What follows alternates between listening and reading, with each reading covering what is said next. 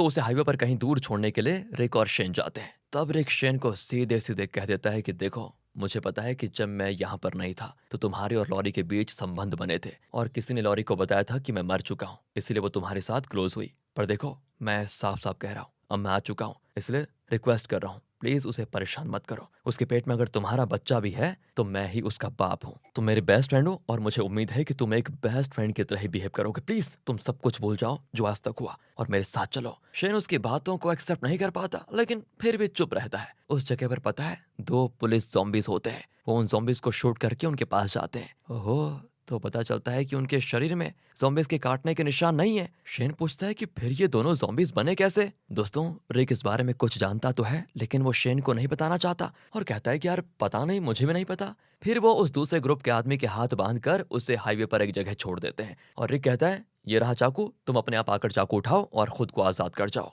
पर वो आदमी विनती करता है कि प्लीज प्लीज प्लीज प्लीज मुझे अपने साथ लेकर चलिए, मुझे उस ग्रुप के साथ नहीं जाना, वो बड़े खतरनाक लोग हैं, मुझे मार डालेंगे। पर ये दोनों उसकी कोई बात नहीं सुनते और वहां से निकल जाते हैं। तब वो कहता है कि मैं मैगी और उसके पापा को भी जानता हूँ, मुझे उनकी जगह भी मालूम है?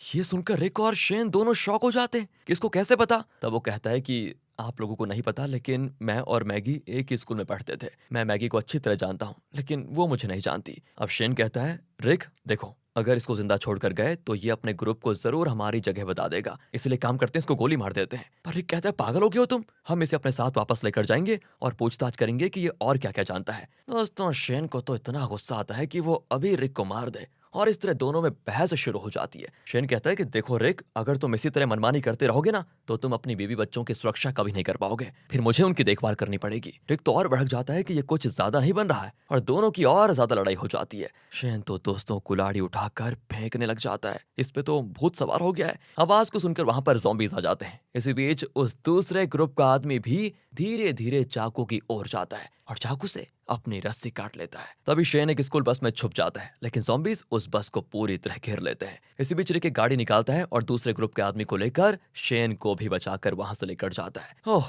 फाइनली ये दोस्तों बच गए हैं। वहां डेरल को दिखाते हैं तो वो दूसरे ग्रुप के आदमी को, जिसका नाम लूका है, उससे खूब पीटता है कि सच बताओ तुम्हारे गैंग में कितने लोग हैं। वो कहता है कि लगभग 40 लोग। और एक बात बताओ, तुम्हारे ग्रुप के आदमी बुरे हैं क्या? वो कहता है कि हाँ, बहुत ज्यादा बुरे हैं। दोस्तों, ये सारी बातें सुनकर सभी लोग डरने लग जाते हैं पर रिक पे हिम्मत होती है। वो फैसला करता है कि अब इसको जान से मारने के अलावा और कोई ऑप्शन ही नहीं है हमारे पास। पर डेल कहता है कि हम सब साथ रहते हैं लेकिन फैसला तुम अकेले कैसे ले सकते हो, जो भी फैसला होगा सबका होगा। रिक कहता तो ठीक है, आज शाम को एक मीटिंग रखते हैं और वोटिंग करेंगे कि लूका को मार दिया जाए या छोड़ दिया जाए। जिस ऑप्शन को ज्यादा वोट मिलेंगे वही करेंगे। आप खुश? शाम को जब मीटिंग होती है तो काल चुपके से एक गन लेकर जंगल के अंदर आ जाता है। वहां उस दलदल में एक ज़ॉम्बी फंसा होता है तो पता है वो उस ज़ॉम्बी के साथ खेलने लग जाता है, फिर ज़ॉम्बी पर पत्थर मारने लगता है तो ज़ॉम्बी भी आगे आगे आने की कोशिश करता है। इस तरह दलदल में फंसा उसका एक पैर निकल जाता है और वो काल को पकड़ने की कोशिश करता है, पर हाँ, उसका दूसरा पैर दलदल में फंसा होता है। इसी बीच काल वहां से भाग जाता है। पता नहीं ये करना क्या चाहता है, यहाँ पर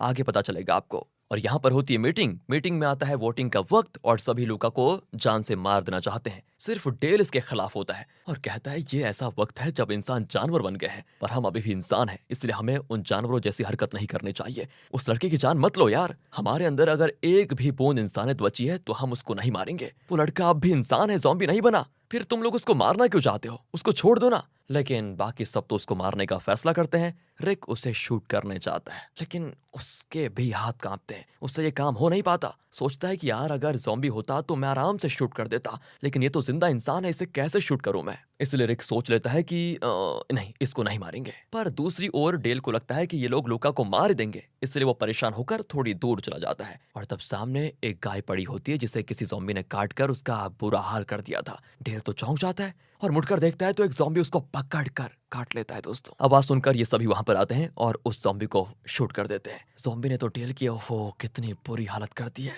इसलिए वो उसको बचा नहीं पाते। और जब काल उस मरे हुए ज़ॉम्बी को देखता है तो रियलाइज करता है कि ये तो वही ज़ॉम्बी है जिसके साथ वो दलदल में खेल रहा था और इसी की वजह से डेल भी मरा है। काल तो रोने लग जाता है कि अरे ये मैंने क्या कर दिया, मैं वहां दलदल में गया था और मैं उस ज़ॉम्बी के साथ खेल रहा था, वही ज़ॉम्बी यहाँ पर आया, उसने डेल को मार दिया। अगर मैं उस शाम को ज़ॉम्बी के साथ नहीं खेलता तो ज़ॉम्बी के दोनों पैर दलदल में फंसे रहते। और फिर वो ऊपर नहीं आ पाता। ये सब मेरी ही गलती है। पर दोस्तों, आपको तो पता ही है, काल ने उस पर एक पत्थर फेंका था और उसे अपनी ओर आकर्षित किया। इसलिए वो अपना एक पैर दलदल से निकाल कर काल की ओर आ गया था। इसी वजह से वो दलदल से निकल पाया और उसने बेचारे डेल को हमला कर दिया। अब अगले दिन वो डेल को दफनाकर उसको श्रद्धांजलि देते हैं और उस जगह को एक मजबूत फैन से कवर करते हैं ताकि आगे से एक भी ज़ॉम्बी अंदर ना आ पाए। रिक काल को समझाता है कि बेटा, डेल की मौत के तुम जिम्मेदार नहीं हो। जो हुआ सो हुआ, लेकिन अब इम्पोर्टेंट बात यह है कि तुम्हें ज़ॉम्बी से बचकर रहना होगा। ये कहकर वो काल को एक गन देता है और कहता है कि एक काम करो, इसे तुम अपनी सेफ्टी के लिए रख लो। अब ये लोग फैसला करते हैं कि लूका को ना यहाँ पर रखेंगे और ना ही उसके गैंग के पास उसे भेजेंगे। उसे कहीं दूर ले जाकर छोड़ देंगे।